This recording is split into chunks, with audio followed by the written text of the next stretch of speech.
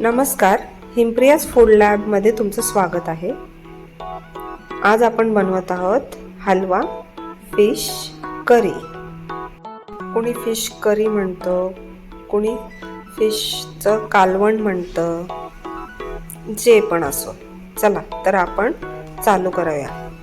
हलवा fish curry कशी बनवतात ते। हे आहे त्याचं साहित्य। हळद, आगरी कोळी घरगुती मसाला, ओला नारळ, लसणाच्या पाकळ्या, अद्रक, सुकं खोबरं भाजून घेतलेलं आहे, गरम मसाला, चिंचेचं कोळ, मीठ आणि एक मिरची। आता आपण हे साहित्य घेऊन वाटण तयार करूया। त्यात आपण लसणाच्या पाकळ्या घेतलेल्या आहेत, एक मिरची, अद्रक, खोबरं भाजून घेतलेलं आहे, ओलं नारळ, कोथिंबीर, हे आपण चांगलं मिक्सरमध्ये पेस्ट करून घेऊया। एकीकडे मी कढई गरम करत ठेवलेली, त्यात 3 चमचे तेल घेतलंय। त्यात आपण केलेलं वाटण टाकूयात। वाटण चांगलं 2-3 मिनिटं चांगलं परतून घेऊया, तेल सुटेपर्यंत। वाटण चांगलं परतलं की आपली भाजी चविष्ट लागते। त्याला जो कच्चा वास असतो, जे स्मेल येतो ना कच्चा, तो येत नाही। त्यासाठी आपण तेल सुटेपर्यंत चांगलं परतून घ्यायचं।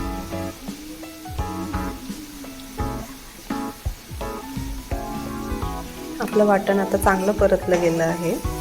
तुम्ही पाहू शकता थोडं थोडं तेल सुटलेलं आहे। आता आपण त्यात आमचा आगरी कोळी पद्धतीचा घरगुती मसाला टाकून घेऊया। मग हळद टाकूया, चांगलं परतून घेऊया, मसाले चांगले शिजवून घेऊया। 1-2 मिनिट परतलं की त्यात आपण आपला हलव्या फिशचे जे मी डोक्याकडचा भाग आणि शेपटीकडचा जो भाग ठेवलेला तो आपण यात टाकूया।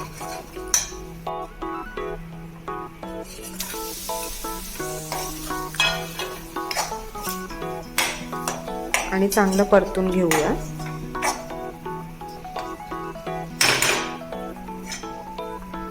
आता आपलं चांगलं परतून घेतलेलं आहे। आता त्यात आपण थोडंसं पाणी टाकूया। ज्यात मी वाटण केलं ना, ज्या मिक्सरच्या भांड्यामध्ये, त्यातच मी टाकलेलं, कारण थोडंसं वाटण मिक्सरच्या भांड्यामध्ये होतं, म्हणून मी त्यात पाणी टाकून तेच पाणी टाकलेलं आहे।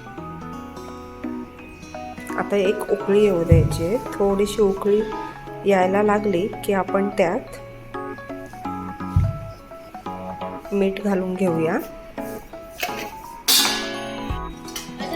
चिंचेचं कोळ, जर आपल्याला चिंचेचं कोळ नसेल टाकायचा तर कोकम आगळ असतो, ते सुद्धा तुम्ही टाकू शकता।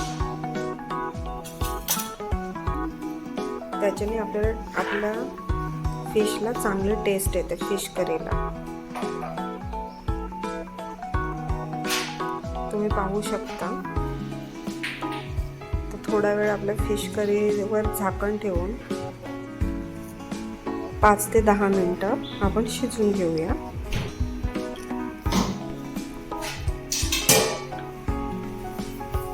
हलव्याच्या फिश करीचा इतका सुगंध पूर्ण घरामध्ये दरवळला आहे, तो तुम्हाला नाही येणार। तुम्ही जेव्हा करतील ना, घरामध्ये तुम्ही बनवतील ही रेसिपी, तेव्हा तुम्हाला समजेल किती सुगंध छान दरवळतोय। आता आपली फिश करी जवळजवळ तयार झालेली आहे।